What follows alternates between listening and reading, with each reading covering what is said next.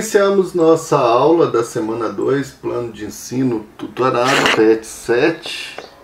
E nós temos aí um filósofo da época medieval, Anselmo de Aosta, ou também mais conhecido por Santo Anselmo de Cantuária. Nasceu em 1033 e morreu em 1109. Ele foi uma das grandes figuras mais humanas e atraentes de toda a Idade Média, que o agraciou com o título Doutor Magnífico. Então, essas personalidades que a gente não costuma ver muito aí nos nossos livros de filosofia, e que é um grande filósofo quando a gente estuda e entendendo o contexto da Idade Média, nos ajuda a entender bem toda a filosofia que gerou ali em torno da Idade Média. Então, na Itália, ele é conhecido pelo nome de Anselmo de Aosta, mas na França por Anselmo de Bec, e nos demais países por Anselmo de Cantuária. Então, nós vamos ver diversas maneiras aí o escrito do nome dele. Anselmo é, para os historiadores da filosofia, o primeiro escolástico que tenha verdadeiramente insinuado a existência de uma filosofia autônoma.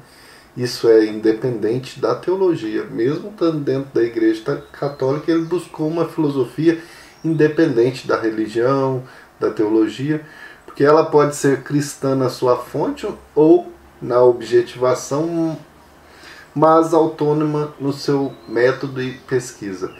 O Doutor Magnífico inaugura uma análise lógica, filosófico do discurso teológico revelado, utilizando-se de todas as noções filosóficas fundamentais disponíveis em sua época, desdobrando uma ontologia radical.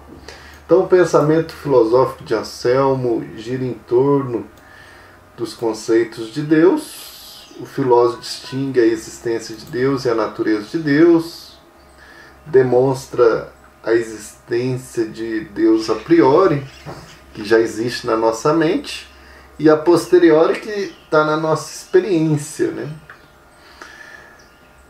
Ele coloca 4 provas para a gente experimentar, que podem ser experimentadas pelas pessoas, né? 4 provas da existência de Deus. A primeira, as pessoas sempre buscam as coisas que lhes são boas. Devem também existir algo que seja bondade total, e esse algo é Deus. Tem a segunda prova, que é qualitativa. Existem diversos graus de intensidade na qualidade das coisas.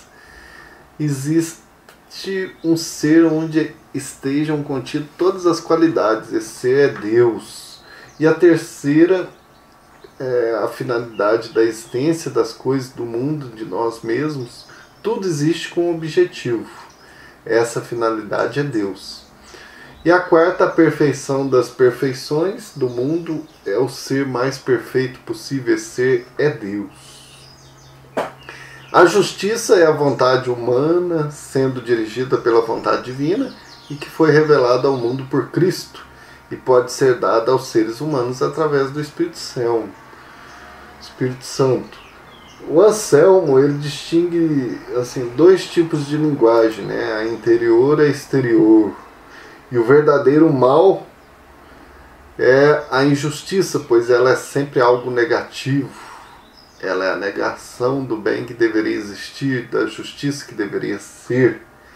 E as ideias principais da filosofia de Anselmo a gente pode sintetizar nessas frases. Não busco compreender para crer, mas crer para compreender. Deus é o ser do qual nada maior pode ser pensado. A liberdade é o poder de fazer o bem. Todas as coisas boas são boas por causa de um único bem. Todas as verdades por uma única verdade, Deus. Então, Anselmo, um exemplo de doutrina e santidade, contribuiu muito para o progresso filosófico e teológico, valendo-se da dialética, que é esse embate entre argumentos opositivos para chegar a uma síntese, especialmente na sua obra, onde busca clarear noções bíblicas complexas. Suas disputas eram feitas com esmero e com satisfação pessoal de uma necessidade de buscar a gênese, o sentido e até mesmo antropológico do que é o ser humano, né? Buscar em Deus os conceitos de Deus. Que ele e suas reflexões sejam sempre sinais da fé que buscam a compreensão.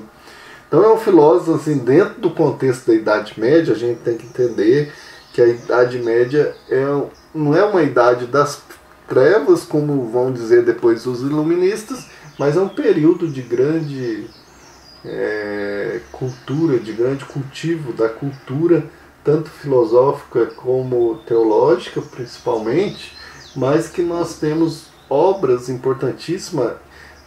Quem tem esse costume de buscar, né, são várias obras dele que eu também já li, que é assim, enriquecedora. É uma outra mentalidade, né? Nós estamos aí numa fé mais racional, teológica. Essa semana nós temos as atividades em referência aí à sua filosofia. São 3 atividades objetivas sobre a filosofia de Anselmo, e a 4, que é muito interessante, naquela perspectiva de nós construirmos também, desenvolver o argumento, né? Criar uma redação aí. Anselmo busca de forma racional entender a existência de Deus e toda a realidade ligada a este existir. Então desenvolveu uma redação de 30 linhas, apresentando. 30 linhas é uma lauda, um lado da folha, né? Apresentando um entendimento obtido através do breve estudo desta filosofia, associando a parâmetros de nosso cotidiano: justiça, verdade e liberdade. Então você vai retomar aqui o texto e perceber a filosofia do Anselmo, né? E esse tratado dele sobre os elementos principais em relação a Deus, sua prova, e fazer essa ligação com o nosso dia a dia aí, quando a gente fala de justiça, verdade, liberdade. O que isso tem a ver, o nosso dia a dia, com esses conceitos, essas vivências que sempre nós tratamos, por mais que não dizemos que pensamos, são temas importantíssimos na nossa vida. Como que a gente trabalharia isso relacionado com a filosofia de Anselmo, né, de Aosto, Anselmo de Cantuária? Então, é um estudo muito importante no nosso crescimento filosófico.